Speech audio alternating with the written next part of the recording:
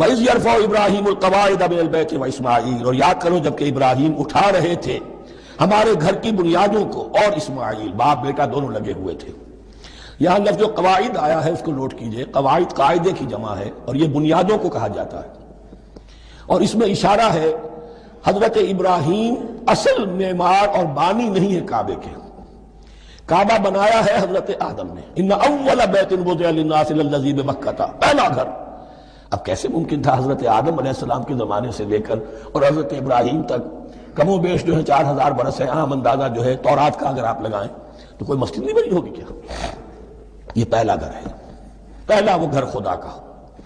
تو اس کی بنیادیں رہ گئی تھیں، باقی وہ امتداد زمانہ سے، اور چونکہ یہ سیلاب کا راستہ تھا، سیلاب کی وجہ سے وہ سب جو ہے دیواریں بہہ گئی تھی، صرف بنیادیں تھیں۔ ان بنیادوں کو پھر وَإِذْ بَوَّأْنَا لِإِبْرَاهِيمَ مَكَانَ الْبَيْتِ، یہ سورہ حج میں جا کر مضمون تفصیل سے آئے گا۔ اب میں آئے گا کہتا ہوں، آ چکا ہے حقیقت کے اعتبار سے، اس لیے کہ یہ ساری مکی صورتیں ہیں جو نازل ہو چکی ہیں سورہ بقرہ سے بہت پہلے۔ تو جب وہ ان بنیادوں کو اٹھا رہے تھے تو دعائیں مانگ رہے تھے، ربنا تقبل منا انک انت السمیع العلیم، اے رب ہماری اس کوشش کو، ہماری اس مشقت کو، محنت کو قبول فرما۔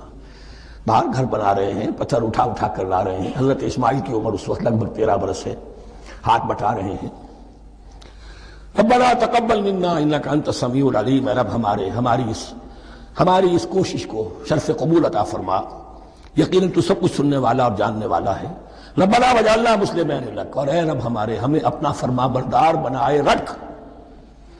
نوٹ کیجئے ابراہیم کہہ رہے ہیں، تو میں اور آپ اگر مطمئن ہو جائیں کہ میری موت لازماً حق پر ہوگی تو بہت بڑا دھوکہ ہے۔ ڈرتے رہنا چاہیے، اللہ کی پناہ طلب کرتے رہنا چاہیے۔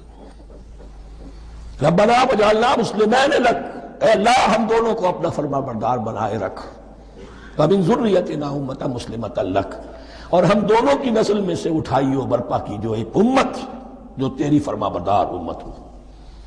وارنا مناسکنا، اور اے پروردگار تیرا گھر تو ہم نے یہ بنا دیا، اب اس کے جو رسومات ہیں وہ ہمیں سکھا، جو مناسک حج ہیں۔ ارنا مناسک، اب کیسے حج کریں، کیا آداب ہوں گے، طواف کیسے ہوگا، کیا کریں گے۔